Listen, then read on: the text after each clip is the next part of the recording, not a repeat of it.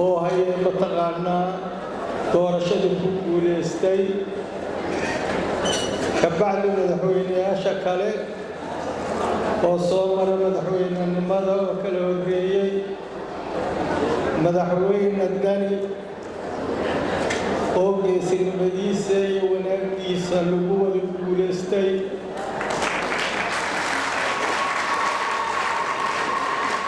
madaxda kale oo xisbiyada